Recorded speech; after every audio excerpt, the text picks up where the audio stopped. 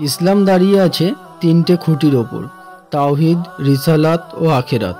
অর্থাৎ আল্লাহর ওপরে ঈমান, রসুলের ওপরে ঈমান আর কেয়ামতের দিবসের ওপরে ঈমান। এর বাইরে আরও কিছু খুঁটি আছে, তবে এই তিনটি আসল। মক্কার কুরাইশরা আল্লাহকে বিশ্বাস করত সত্যি, যদিও এক আল্লাহতে বিশ্বাস করত না। তবে বাকি দুটো খুঁটিকে তারা পুরোপুরি অস্বীকার করত। কেয়ামত বলে যে কিছু আছে, এটা তারা মানতে চাইতো না। আচ্ছা, আখেরাত যদি নাই থাকে তবে ভালো কাজ মানুষ করবে কেন? ভালো কাজে দুনিয়াবি ফয়দা কম, কম খেয়ে কম পড়ে খুশি থাকতে হয়, সাদামাটা জীবনযাপন করতে হয়। অন্যদিকে মন্দ কাজ করতে মজা লাগে, পকেট ভরে, হয়তো সুখে থাকা যায়। ফলে মন্দ কাজে তো মানুষ আসক্ত হয়ে পড়বে। বড্ড ভয়ের কথা। কোরআনে তাই সবচেয়ে গুরুত্ব দিয়েছে পরকালের ধারণাকে। কেয়ামতের কথা আল্লাহ তাআলা বারবার বলেছেন, যাতে এর ওপর বিশ্বাসের শিকড়টা মানুষের ভাবনার মণিকোঠায় গেঁথে যায়। কেয়ামতে বিশ্বাস ছাড়া কোরআনের একটি আয়াতও পাঠ করা সম্ভব নয়, কেননা প্রতিটি আয়াতে আল্লাহ কোনো না কোনোভাবে কেয়ামতের ধারণা ঢুকিয়ে দিয়েছেন। জাহান্নামে একের পর এক আযাব যখন আসবে, জাহান্নামীরা অভিযোগের সুরে বলবে, কেন আমাদের এত শাস্তি দেওয়া হচ্ছে? কি দোষ আমাদের? ওরা তো জানেই ওদের অপরাধ কি। তবু আল্লাহ তখন ওদেরকে দুটো বড় অপরাধের কথা স্মরণ করিয়ে দেবেন। প্রথমত, ওরা জবাবদিহির পরোয়া করত না। আপনার আশপাশে এমন মানুষ অহরহ দেখবেন, কোনো কিছুকেই তারা পরোয়া করে না।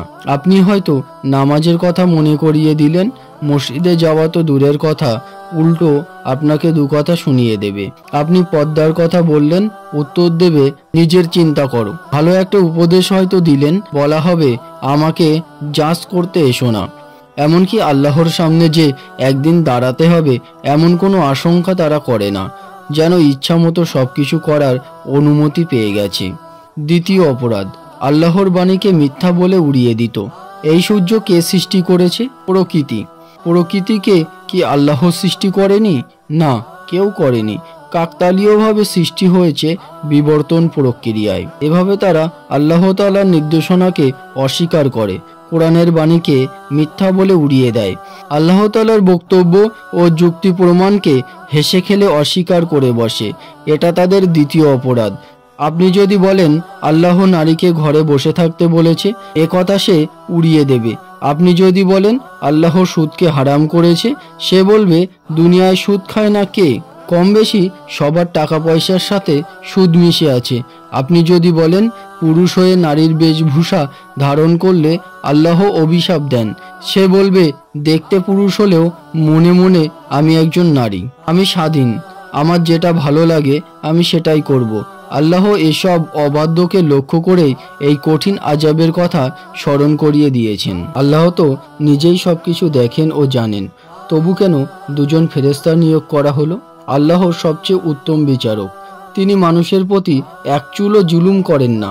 তিনি তো সব জানেন, তবুও সাক্ষী রেখে দিলেন, মানুষের পুরো জীবনটা রেকর্ড করে রাখলেন, যাতে বিচারের দিবসে অপরাধীরা কোনো অজুহাত দেখাতে না পারে।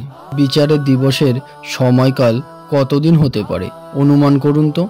2 দিন, 2 সপ্তাহ, 2 মাস, 2 বছর? উত্তরটা হবে 50,000 বছর। হ্যাঁ, 50,000 বছরের সমান। স্বয়ং বিচারের দিনই হবে একটি আযাব। মানুষগুলো পাগলের মতো ছোটাছুটি করবে। কখন শুরু হবে বিচার? সবার কেবল একটাই জিজ্ঞাসা। কাফেররা তীব্রভাবে এই আক্ষেপের অবসান চাইবে। তারা বলবে, আমাদেরকে সরাসরি জাহান্নামে দিয়ে দেওয়া হোক, এই আযাবের চেয়ে জাহান্নামও ঢের ভালো। সূর্যকে টেনে একেবারে মানুষের মাথার ওপরে নিয়ে আসা হবে, এত এত কাছে আনা হবে যে তার আর সূর্যের মাঝে ব্যবধান থাকবে কেবল 1 মাইল ও তার চেয়ে কম। ফলে তীব্র গরমে তারা প্রচণ্ড ঘামতে থাকবে। কারো ঘাম উঠবে হাঁটু অবধি, কারো ঘাম উঠবে গলা অবধি। ফলে তারা ঘামের ভেতর হাবুডুবু খেতে থাকবে। ঘাম যেন তাদের মুখে লাগাম পরিয়ে দেবে, অর্থাৎ ঘামের কারণে তারা মুখ খুলে কথা বলতে পারবে না। শত শত যুগের অপেক্ষার পরে একসময় বিচারের মাঠে সবাইকে জড়ো করা হবে, দাড়িপাল্লা গেঁথে দেওয়া হবে, প্রত্যেকের হাতে ধরিয়ে দেওয়া হবে নিজ নিজ আমল নামা। কেউ পাবে ডান হাতে, কেউ বাম হাতে, তারপর আল্লাহ বলবেন, পড়ো তোমাদের আমলনামা, আজ তোমার হিসাব নেওয়ার জন্য তুমি যথেষ্ট। কাফেরদের অবস্থা তখন কেমন হবে? কোরআন বলছে, এরপর আমলনামা পেশ করা হলে তুমি দেখতে পাবে, তা দেখে অপরাধীরা ভীত সন্ত্রস্ত হয়ে বলে উঠবে, এটা কেমন কেতাব, ছোট বড় কোনো কিছুই বাদ নেই, সব অন্তর্ভুক্ত করে নিয়েছে। তারা দেখতে পাবে তারা যা কিছু করেছিল সব হাজির, আর তোমার রব কারোর ওপরে অন্যায় করে না। আমলনামা হাতে পেয়ে কাফেররা আটকে উঠবে। তারা বলবে, আমি যদি মাটি হয়ে যেতাম, আমার যদি জন্মই না হতো, আমাকে যদি পুনরায় জাগিয়ে তোলা না হতো। প্রিয় ভাই বোন, জান্নাত ও জাহান্নামের এই মাঝামাঝি জায়গায় দাঁড়িয়ে আপনি কি এরকম আফসোস করতে চান? চান না নিশ্চয়ই। তবে আপনার জীবন নিয়ে, লাইফস্টাইল নিয়ে নতুন করে ভাবুন, জীবনের মানে তালাশ করুন। তাই কঠিন সেদিনে আফসোস করতে না চাইলে জগৎটাকে নতুন করে সাজান, যেভাবে সাজিয়েছিল ওমর, আবু বকর, উসমান রাদিয়াল্লাহু তাআলা আনহু। আবু বকর রাদিয়াল্লাহু তাআলা আনহু বলতেন, আমি যদি মানুষ না হয়ে গাছ হতাম, লোকে আমায় কেটে ফেলতো, অমনি আমার অস্তিত্ব হারিয়ে যেত, আমাকে পরকালের বিচারের মুখোমুখি হতে হতো না। কখনো এও বলতেন, আমি যদি ঘাস বা তরুলতা হয়ে জন্মাতাম, কোনো গরু বা ভেড়া আমাকে খেয়ে ফেলতো, আমার জীবনটা ওখানেই শেষ হয়ে যেত। সাহাবীগণ ও কাফেরদের মাঝে তফাৎ হলো, সাহাবীগণ আফসোস করেছেন এই দুনিয়ায়, তাই পরকাল তাদের জন্য সুখের হয়েছে, আর কাফেররা আফসোস করবে পরকালে, কিন্তু তখন আফসোস করে আর কোনো ফায়দা হবে না। সুতরাং সিদ্ধান্ত আপনার, আপনি কি এখন আফসোস করবেন নাকি সেটা তুলে রাখবেন পরকালের জন্য। একদল দুনিয়াতে আল্লাহর অবাধ্যতা করেছে, তাদেরকে জাহান্নামে ফেলা হবে। অন্য দল আল্লাহর আদেশ নিষেধ মেনে চলেছে, তাদেরকে প্রবেশ করানো হবে জান্নাতে। মোট কথা, মানুষকে তাদের ভালো ও মন্দ কাজের প্রতিদান দেওয়া হবে। ভাবুন তো, দুনিয়ার কত মায়া মমতা নিয়ে স্বামী স্ত্রী একসাথে থাকে, জীবনের কঠিনতম ঝড়ঝাপটাও তাদেরকে আলাদা করতে পারে না। একজনের বিরহে অন্যজন কাঁদে, সেদিন জোর ভেঙে দেওয়া হবে। তাই সাবধান, যদি এই সম্পর্ক টিকিয়ে রাখতে হয় তবে দুনিয়াতে ভালো কাজ করে যেতে হবে, মহান প্রতিপালকের আদেশ নিষেধ মেনে চলতে হবে। পাহাড়গুলো ধ্বংস করা হবে কয়েকটি ধাপে। প্রথমে তা চূর্ণ বিচূর্ণ করে দেওয়া হবে, তারপর সেগুলো আরও ভেঙে হয়ে যাবে তুলোর মতো, তারপর তা আরও ছোট হয়ে পরিণত হবে ধূলিকণায়, তারপর তা উড়িয়ে দেওয়া হবে, সবশেষে মরীচিকার মতো হারিয়ে যাবে। পাহাড় বানানো হয়েছে পৃথিবীকে স্থির রাখার জন্য, সেই পাহাড় এমনভাবে উড়ে যাবে যেন মনে হবে মরীচিকা। কিয়ামতের কম্পনের ফলে জমিন বের করে দেবে তার ভিতরে থাকা খনিজ সম্পদগুলো, তার ভিতরে থাকা মৃত মানুষ, আর এর উপরে যে যে পাপ কাজ করা হয়েছে সেগুলোকে জমিন সেদিন বের করে দেবে। ভোগবাদী সমাজ আমাদের সবকিছু ভুলিয়ে রাখতে চায়। সফলতার সংজ্ঞা কেবল একটাই, তোমার আয় কত। নৈতিক শিক্ষাকে শিখেই তুলে আপনার সন্তানকে তারা কেবল কর্মমুখী বা কারিগরি শিক্ষা কেন দিতে চায় জানেন কি? টাকা রোজগারের যন্ত্রে পরিণত করার জন্য, জীবনের দর্শন ভুলিয়ে দেওয়ার জন্য। কারিগরি শিক্ষা, কর্মমুখী শিক্ষা, এই স্লোগানগুলো শুনতে ভালো লাগে, কিন্তু এর পিছনে লুকিয়ে আছে চিকন পরিকল্পনা। এর মধ্যে তারা আপনার সন্তানের চিন্তা করার ক্ষমতা কেড়ে নিতে চায়। আপনার সন্তান বেড়ে উঠবে মোটা মাথা হয়ে, বুঁদ হয়ে থাকবে দুনিয়ার নেশায়, তারপর একদিন ওই অবস্থায় কবরে ডাক পড়ে যাবে। কোরআন বিষয়টিকে কত চমৎকারভাবে ফুটিয়ে তুলেছে। বেশি বেশি পাওয়ার প্রতিযোগিতা তোমাদের ব্যস্ত করে রেখেছে, এমনকি এ অবস্থায় তোমরা কবরে এসে পড়েছ। তারপর একদিন আপনাকে কবর থেকে ওঠানো হবে, তখন সবকিছু আপনার চোখে পূর্ণিমার আলোর মতো ফকফকে মনে হবে। আপনার সামনে হিমালয়ের সমান উঁচু উঁচু এক একটা সম্পদের পাহাড়, এগুলোর দিকে কেউ ফিরেও তাকাচ্ছে না, কানাকড়ি মূল্যও যে ওর নেই। আপনি আফসোস করে বলবেন, এর পিছনেই কি আমি হন্যে হয়ে ছুটেছিলাম? এটা যে নিজের সাথে স্রেফ প্রতারণা। দীর্ঘ সময় ঘুমিয়ে আছেন আপনি, হঠাৎ কেউ এসে আপনাকে ঝাঁকুনি দিল, খুব জোরে ঝাঁকুনি, কিংবা ঘরের ছাদ হুড়মুড় ভেঙে পড়ল, তখন আপনার প্রতিক্রিয়া কেমন হবে? নিশ্চয়ই ধর্মর করে উঠে বসবেন, কি হয়েছে বলে চিৎকার করে উঠবেন। মৃত্যুর পর মানুষ যখন পুনরায় জীবন ফিরে পাবে তখন তার প্রথম প্রতিক্রিয়াও ঠিক এমন হবে। সৃষ্টির শুরু থেকে নিয়ে যত মানুষ মাটির নিচে শুয়েছিল কোটি কোটি বছর, জমিনের তীব্র ঝাঁকুনিতে তারা সবাই ধর্মর করে উঠে বসবে। এমন তীব্র ঝাঁকুনিতে তারা যেন হিতাহিত জ্ঞান হারিয়ে ফেলবে। একজন অন্যজনকে জিজ্ঞাসা করবে, জমিনের কি হয়েছে, এটা এমন করে কাঁপছে কেন? তফসিরকারকদের কারো কারো মত হলো, দুনিয়াতে যারা পরকালকে অস্বীকার করেছিল তাদের প্রতিক্রিয়া হবে এমন। কেননা দুনিয়ায় তো সে এই বিষয়গুলোকে আজগবি কথা মনে করত, আষাঢ়ে গল্প ভেবে কথাগুলোকে উড়িয়ে দিত। কিন্তু ওই দিন যখন চোখের সামনে একের পর এক ঘটতে থাকবে তা দেখে বিস্ময়ে সে থ হয়ে যাবে। জমিন কথা বলবে। তা শুনে আধুনিক কিছু মানুষ চেঁচিয়ে ওঠে। ওরা বলে, জমিন কথা বলবে কি করে? আজব ব্যাপার তো, জমিনের কি জীব আছে? জমিন কি মানুষের মতো ভাষা জানে? অবশ্যই জমিন কথা বলবে, কারণ আল্লাহ তাকে বলতে আদেশ করবেন। মানুষকে যিনি ভাষা দিয়েছেন তিনি জমিনকেও ভাষা দিতে পারেন। হিসাবটা খুব সরল। এ বিষয়ে ইবনে আব্বাস রাদিয়াল্লাহু তাআলা আনহু বলেন, জমিনের রব সেদিন জমিনকে বলবে, আমাকে সব খুলে বলো। জমিন তখন সব বলা শুরু করবে। জমিন হবে সেদিনের সবচেয়ে বড় সাক্ষী। কেবল জমিন নয়, সেদিন মানুষের হাত পা কথা বলবে। অপরাধীরা তখন তাদের হাত পাকে অভিশাপ দেবে, তোমাদের জন্যই না আমি এত কিছু করেছি দুনিয়াতে, আজ তোমরাই নাকি আমার বিরুদ্ধে সাক্ষী দিচ্ছ। যে ভিটে মাটির জন্য আপনার এত মায়া, যে জমি জমার চিন্তায় আপনি সব সময় অস্থির থাকেন, তা কিন্তু আপনার নয়। আমার জমি বলে যতই শোরগোল করুন, দলিলে যত ঝকঝকে হরফে আপনার নামটা লেখা থাকুক, ও জমিন আপনার নয়। আপনার বিরুদ্ধে সাক্ষী দিতে সেদিন এক সেকেন্ডও দেরি করবে না। আল্লাহর আদেশ পাওয়া মাত্রই হড়বড় করে সব বলে দেবে। সেদিন মানুষ পালাবে তার ভাইয়ের থেকে, মা বাবা থেকে, স্ত্রী ও সন্তান থেকে। প্রশ্ন জাগে, সেদিন মানুষ কেন তার ভাইয়ের কাছ থেকে গা ঢাকা দিতে থাকবে? কেন মা বাবা, স্ত্রী, সন্তান, এমন কাছের মানুষ থেকে পালিয়ে বেড়াবে? অথচ দুনিয়াতে তো আপদ বিপদে সে ঠাঁই গুঁজত বাবার আশ্রয়ে, মায়ের আঁচলে। আজ কেন সে পালিয়ে বেড়াবে? এর কারণ হলো, মানুষ দুনিয়াতে সবচেয়ে বেশি সময় কাটায় তার পরিবারের সদস্যের সাথে, বাকি সময়টুকু কাটে প্রতিবেশী, বন্ধু, পরিজন ও অন্যান্য পরিচিত মানুষের সাথে। ফলে পরিচিত মানুষের সাথে তার লেনদেন আর ওঠা বসা হয় বেশি, যার কারণে পরিচিতদের হকই সবচেয়ে বেশি নষ্ট করে। পরিচিত মানুষগুলোকেই সে সবচেয়ে বেশি কষ্ট দেয়। অপরিচিতদের সাথে তো আর কোনো দেনা পাওনা হয়নি, চলাফেরাও হয়নি। ফলে সেদিন এই ভয়াবহ সময়ের পরিচিত মানুষগুলো তাকে দেখা মাত্রই তাদের পাওনা চেয়ে বসবে।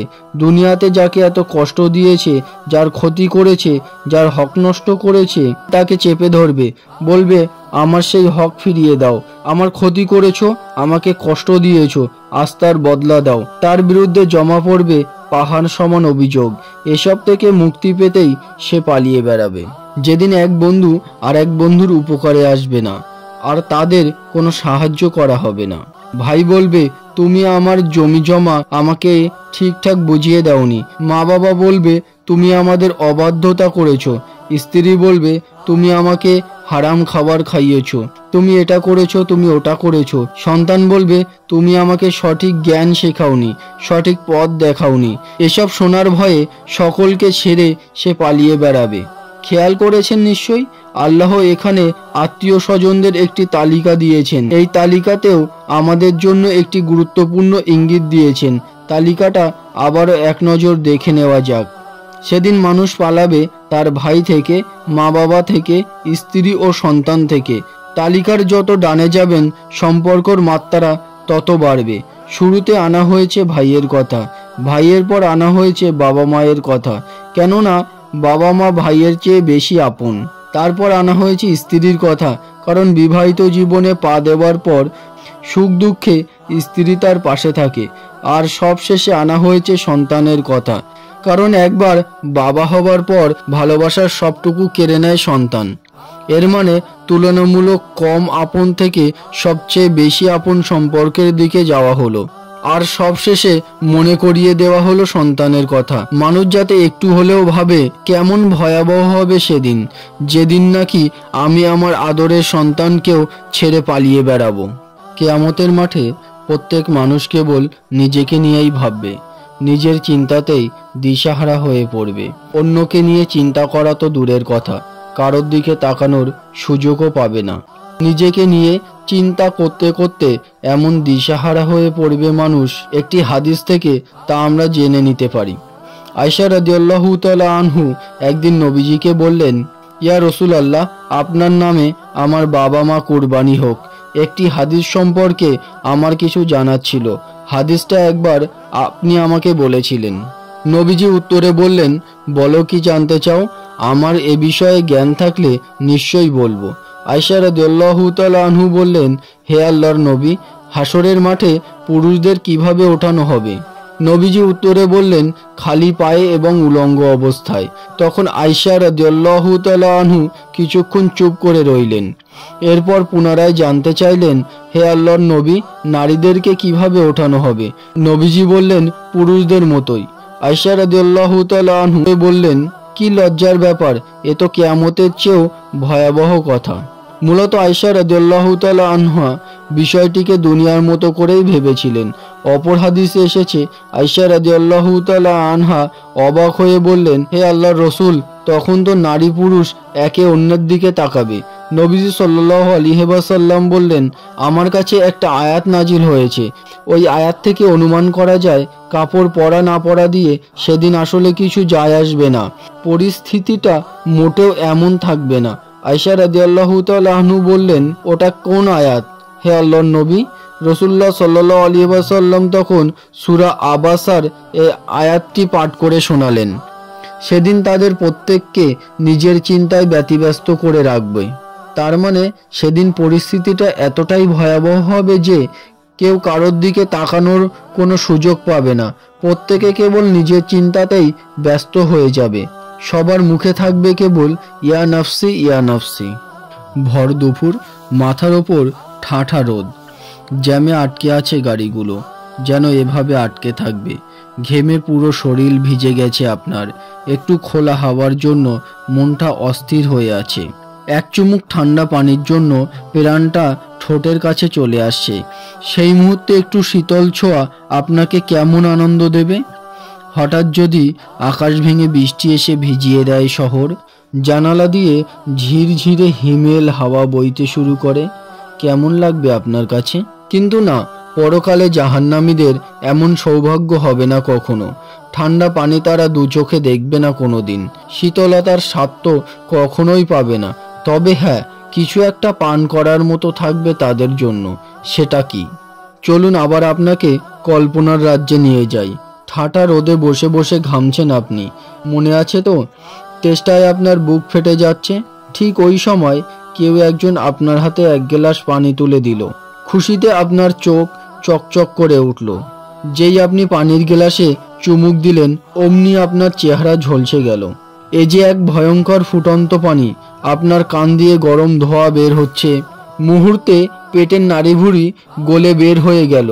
তখনকার অনুভূতিটা কল্পনা করতে পারছেন তো? অথচ এর চেয়ে অনেক ভয়ঙ্কর হবে জাহান্নামের আযাব। মাথার ওপরে সামান্য রোদ নয়, বরং জাহান্নামীদের থাকতে দেওয়া হবে আগুনের ভেতর। এই তাপ আমরা সইতে পারবো তো?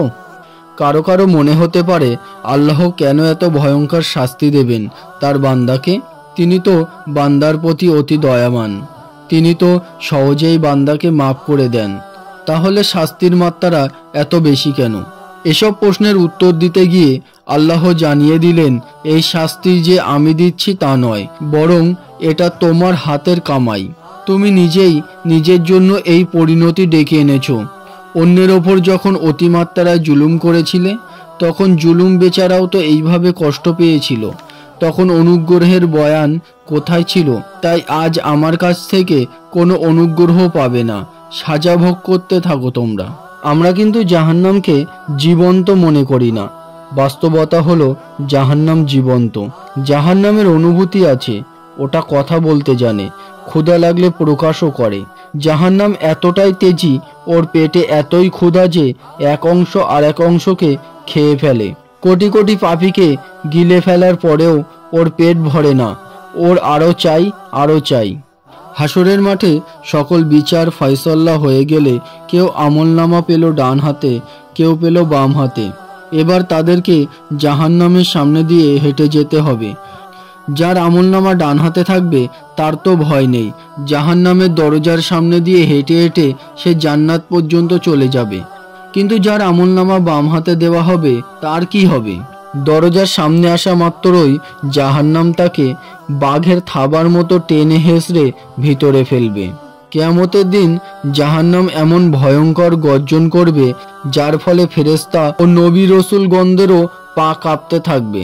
তারা সেজদায় লুটিয়ে পড়ে দোয়া করবেন, হে আমার রব, আমাদের বাঁচান। হাদিসে এসেছে, রসুলুল্লাহ সাল্লাল্লাহু আলাইহি ওয়াসাল্লাম বলেছেন, কিয়ামতের দিন মৃত্যুকে একটি মেষের চেহারায় হাজির করা হবে। মেষের রংটা হবে সাদা কালো মেশানো। তারপর তাকে জান্নাত ও জাহান্নামের মাঝামাঝি একটি জায়গায় দাঁড় করানো হবে। তারপর একজন ঘোষণাকারী বলবে, হে জান্নাতীগণ, তোমরা কি একে চেনো? তখন জান্নাতীরা মাথা তুলে ওটার দিকে তাকাবে। তারপর বলবে, হ্যাঁ, এ তো মৃত্যু। তারপর জাহান্নামীদের বলবে, তোমরা কি একে চেনো? তখন জাহান্নামীরাও একইভাবে মাথা তুলে দেখবে। তারপর বলবে, হ্যাঁ, এ তো মৃত্যু। তারপর ওটাকে জবাই করতে আদেশ করা হবে। আদেশ অনুযায়ী জবাই করা হবে। তারপর ওই ঘোষণাকারী আবার ঘোষণা দেবে, হে জান্নাতীগণ, আর মৃত্যু নেই, সুতরাং তোমরা অনন্তকাল এখানে থাকবে। হে জাহান্নামীরা, আর মৃত্যু নেই, সুতরাং তোমরা অনন্তকাল এখানেই থাকবে। কথাগুলো বলে রাসূলুল্লাহ সাল্লাল্লাহু আলাইহি ওয়াসাল্লাম কোরআনের এই আয়াতটি পাঠ করলেন। আফসোসের দিন সম্পর্কে তাদের সতর্ক করে দাও, যেদিন সবকিছু নিষ্পত্তি করা হবে। এখনো তারা উদাসীনতায় ডুবে আছে, ঈমানের পথে আসছে না।